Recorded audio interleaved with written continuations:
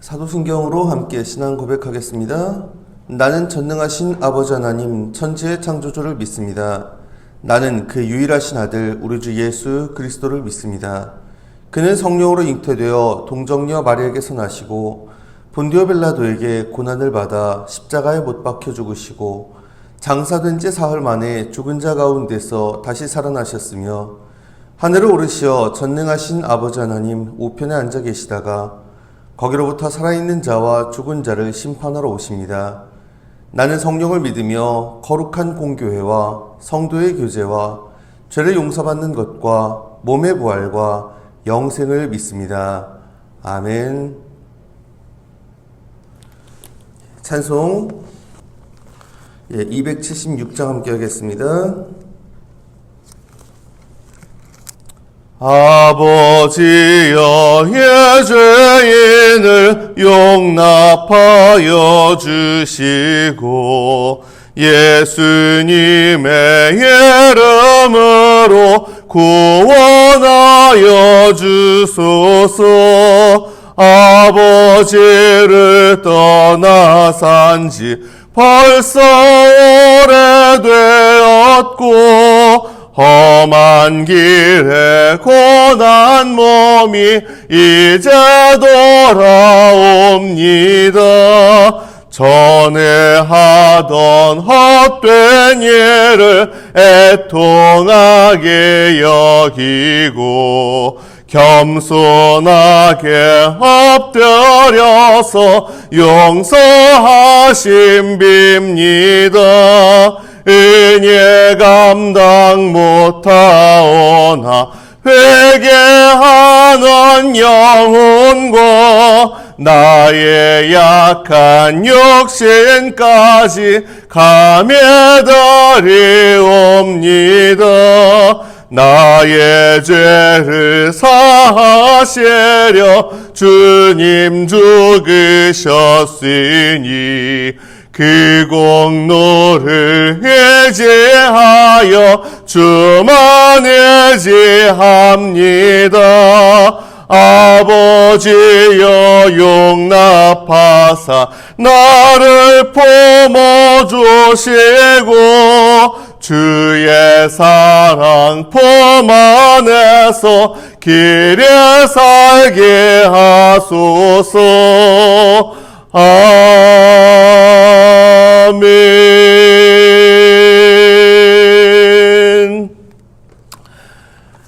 호세아 11장 1절에서 11절까지 말씀 함께 읽겠습니다.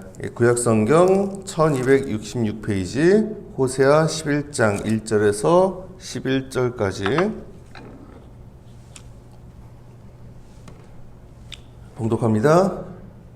이스라엘이 어렸을 때에 내가 사랑하여 내 아들을 애굽에서 불러냈거늘 선지자들이 그들을 부를수록 그들은 점점 멀리하고 바알들에게 제사하며 아로새긴 우상 앞에서 분향하였느니라. 그러나 내가 에브라임에게 걸음을 가르치고 내 팔로 안았음에도 내가 그들을 고치는 줄을 그들은 알지 못하였도다.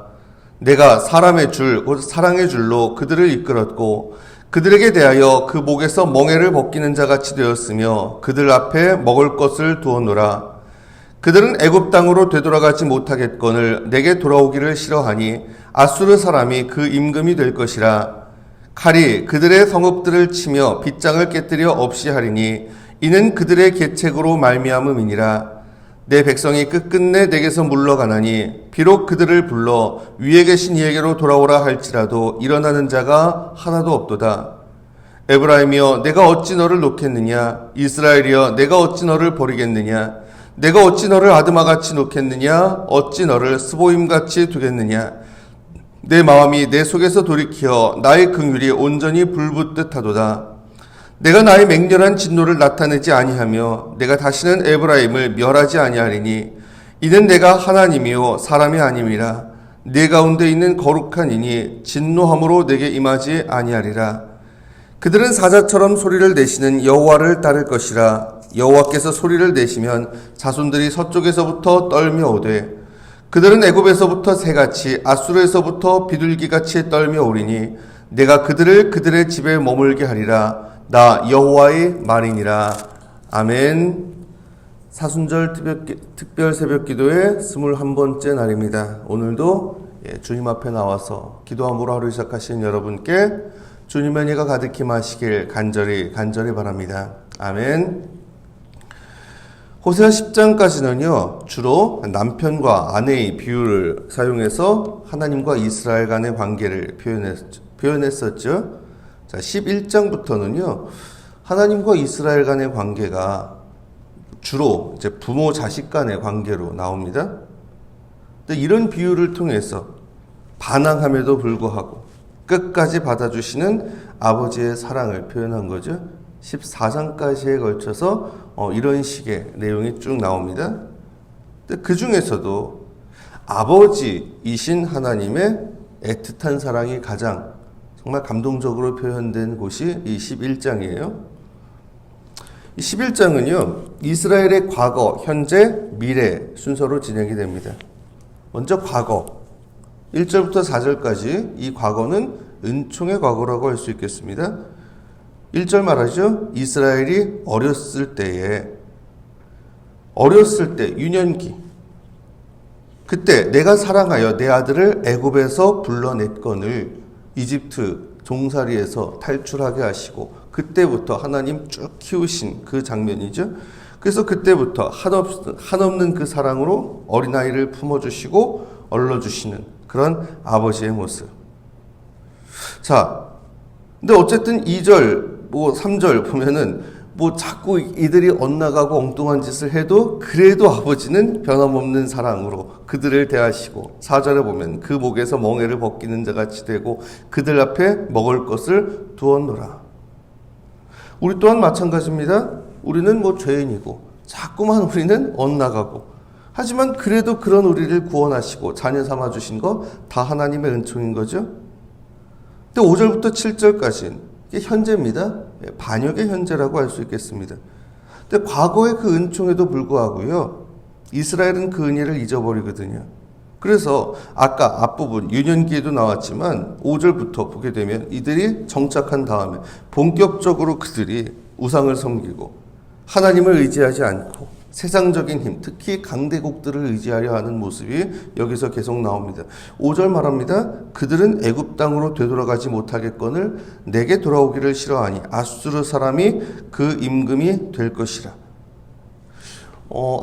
아시리아 제국은 기원전 8세기에 중동 지역을 그냥 다 제패했던, 이집트까지도 정복했던 그런 왕국이었거든요. 근데 그 아수르가 조금 시들해진 그 틈을 타가지고 이제 애굽이 다시금 이제 또 자기들의 세력을 되찾고 그러면서 이 이스라엘이 애굽을 자꾸 이렇게 또 의지하려고 하는 그런 모습이 보이더라는 거죠. 그러다가 다시 아수르의 공격으로 인해서 초토화되는 그런 일도 일어납니다. 이런 세태를 지금 이야기를 한 거예요. 애굽 땅으로 되돌아갈 수 없는데 또 애굽을 의지하려 했다가 결국 아수르에 그냥 박살나는 이런 상황에서 7절에 말합니다. 내 백성이 끝끝내 내게서 물러가나니 비록 그들을 불러 위에 계신 이에게로 돌아오라 할지라도 일어나는 자가 하나도 없도다. 이런 상황에서 하나님이 돌아오라고 부르셔도 반응이 없어요. 그런 얘기를 듣기는 했습니다. 저도 아직은 거기까지 못 가봐서. 근데 여기 해당되는 분도 계실 테니까, 줌에도 그렇고. 부모 입장에서 자녀 키울 때 제일 쉬울 때가 언제냐? 정작 그때는 실감 못 하는데, 아기 때가 제일 쉽다고 하죠. 왜? 몸은 힘들어도요, 그래도 마음고생하는 건 별로 사실 크게 없으니까. 물론 몸은 좀 많이 힘들고 처음이다 보니까 그때는 그때가 좋다는 생각 전혀 못해요. 근데 아기 때는 그런데 진짜 자녀 키우면서 힘들어질 때가 언제냐? 이제 사춘기 지나면서라고 그러죠. 막 이유 없는 반항 시작하고 부모하고 맞지도 않고 그런. 참 이게 아이러니한 게 보면은요, 부모 자식 간의 관계에서요, 그 자녀가 결국은 어쨌든 간에 자기 뭔가 그 자아를 찾고 자기 주도권을 찾고 그러면서 부모하고 뭔가 이렇게 좀 핀트가 안 맞고 그러면서 좀 독립성을 찾고 좀 그래야 되는 시기가 있긴 있더라고요. 근데 일찍 오는 게 차라리 낫습니다. 일찍 못 오면은요, 진짜 30, 40 넘어서 결국 부모하고 갈라서는 경우도 있거든요. 더 안타까운 얘기죠. 어릴 때는 모범생이라고 생각했는데, 그래서 자기는 그냥 난 부모한테 반항도 안 하고 쭉. 근데 성인이 돼서 오히려 부모하고 엇나가요. 얼마나 불행한 얘기입니까? 근데요, 여러분, 하나님은 어쨌든 간에 인간, 부모하고는 또 다른, 정말 우리보다 너무도 잘 아시고, 그리고 전능하신 그분의 능력으로, 그렇죠? 우리를 책임져 주실 수 있고, 우리에게 가장 좋은 길을 제시해 주실 수 있고, 한없는 사랑으로 우리를 품어 주실 수 있는. 그런데 문제는 그 하나님 아버지의 사랑 앞에서도 우리는요, 그냥 계속해서 반항하더라는 거. 우리의 모습이잖아요. 하나님 그 놀라운 은혜로 구원하시고, 그럼에도 불구하고 우리는요, 그 하나님의 사랑을 자꾸만 잊어버리고 삽니다. 그리고 하나님의 사랑 대신에 하나님 아닌 다른 것을 더 사랑하고 의지하고 또 두려워하기도 하고, 세상의 온갖 유혹에 빠져가지고 하나님 아버지를 잊어버리고 하나님 없는 것처럼 살아가고 있진 않는지. 자, 마지막 8절부터 11절까지는 이제 미래에 대한 언급이 나옵니다. 긍휼의 미래라고 할 수 있겠습니다. 여기까지만 보면요, 사실 앞부분 보면 이게 그냥 이제는 심판밖에 답이 없을 것 같아요. 특히 이스라엘이 잘못했다, 왜 자꾸 이렇게 구냐, 이런 얘기들이잖아요. 그럼 당연히 답은 심판인데, 근데요 8절에요 갑자기 의외의 구절이 이어집니다. 에브라임이여 내가 어찌 너를 놓겠느냐, 이스라엘이여 내가 어찌 너를 버리겠느냐, 내가 어찌 너를 아드마같이 놓겠느냐, 어찌 너를 스보임같이 두겠느냐, 내 마음이 내 속에서 돌이켜 나의 긍휼이 온전히 불붙듯하도다. 내가 나의 맹렬한 진노를 나타내지 아니하며 내가 다시는 에브라임을 멸하지 아니하리니 이는 내가 하나님이요 사람이 아님이라.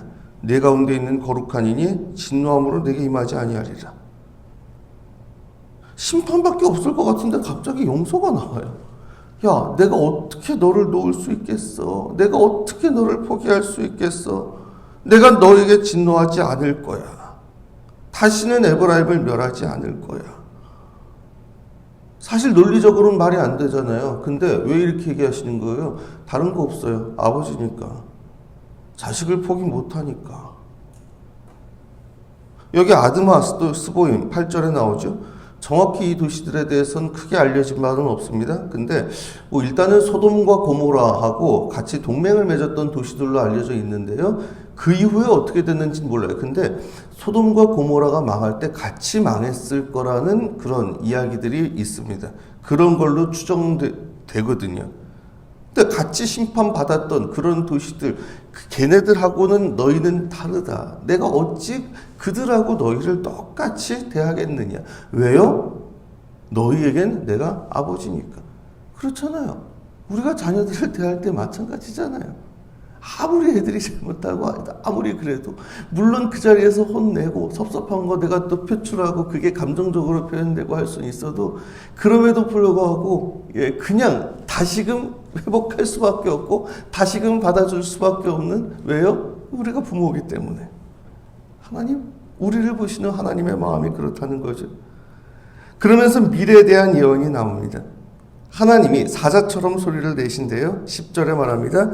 그들은 사자처럼 소리를 내시는 여호와를 따를 것이라. 사자처럼 소리를 내신다 그러면 뭔가 좀 위압감이 느껴지고 무시무시해 보이잖아요. 근데 그 다음에 볼게요. 여호와께서 소리를 내시면 자손들이 서쪽에서부터 떨며 오되.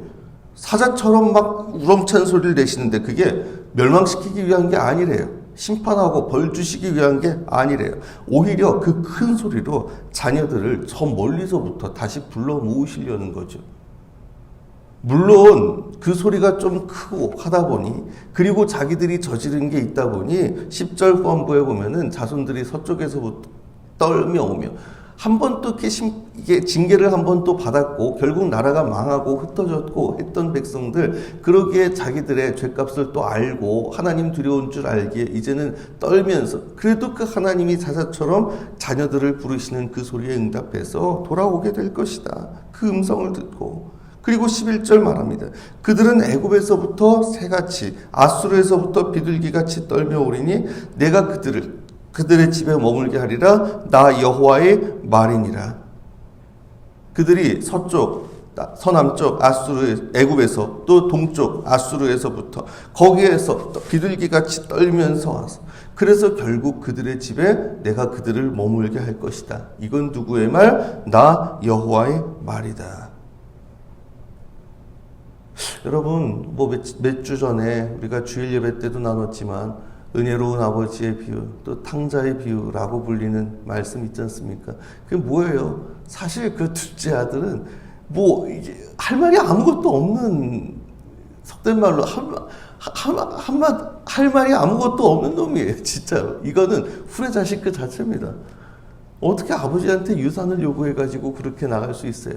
물론 나가가지고 이게 대놓고 방탕하고 그랬는지는 모르겠습니다만 어쨌든 간에 재산 다 날려먹고서 그러고서 아버지한테 염치가 없이 돌아온 거거든요. 근데 아버지는 그냥 아무 거 없이 그냥 다 받아줘요. 왜요? 아버지니까. 아무리 자식이 그렇게 잘못하고 떠나가고 그래도 아버지니까. 여러분, 이게 하나님 아버지의 사랑이라고요. 우리는 탕자처럼 하나님을 떠나서 세상에서 방황합니다. 그런 우리를 사랑하시고 끝까지 기다리시고 결국 끝까지 품어주시는 분, 그것을 위해서 그 하나뿐인 그 독생자까지 희생시키신 분이 아버지 아닙니까? 사랑하는 여러분, 하나님 우리 아버지십니다. 그것도 우리를 한없이 사랑하시고 결코 놓지 않으시고 포기하지 않으시는 사랑의 아버지, 그리고 우리에게 돌아오라고 간절히 부르고 계세요. 혹 지금까지도 내려놓지 못하고 포기하지 못한 죄가 있다면, 그래서 그로 인해서 꿀리는 게 있어서 또는 다른 이유로 하나님과 관계가 소원해 있었다면 이 시간 다시금 아버지의 사랑을 믿고 하나님 앞에 나아가시길 바랍니다. 그때 아버지 하나님 우리를 받아주시고 용서하실 것이고, 아니 이미 두 팔을 벌리고 우리를 안아주기 위해 기다리고 계시는 줄로 믿으시길 바랍니다. 이 믿음 가지고 사랑의 아버지 하나님 앞에 진정으로 회개하고 나아가는 가운데 아버지의 용서의 은총, 회복의 은총 가운데 살아가는 저 여러분 다 되시길 이 시간 주님의 이름으로 축원합니다. 아멘. 기도드리겠습니다. 주님, 이 시간 저희들 주님 앞에 나와 예배하고 기도드립니다. 주님, 저희 기도 들으시고 응답하여 주시옵소서. 하나님 우리 아버지십니다. 그것도 우리를 한없이 사랑하시고 포기하지 않으시는 그런 은총의 아버지, 긍휼의 아버지, 우리를 또 간절히 부르고 계시는 아버지이신 줄 믿습니다. 주님, 그럼에도 불구하고 우리들 그 하나님을 자꾸 잊어버리고 그 사랑의 하나님을 외면한 채 하나님 없는 것처럼 살아왔던, 그리고 아버지 곧 하나님의 사랑, 그것을 배반하고 자꾸만 다른 것을 찾고 의지하려 했던 저희들의 모습을 이 시간 고백합니다. 아버지 하나님을 잊어버렸기에, 아버지 하나님 없는 것처럼 살았기에 자꾸만 죄의 유혹에 빠져 살았던 모습도 이 시간 고백합니다. 주님, 그런 저희를 불쌍히 여기시고 용서해 주시옵소서.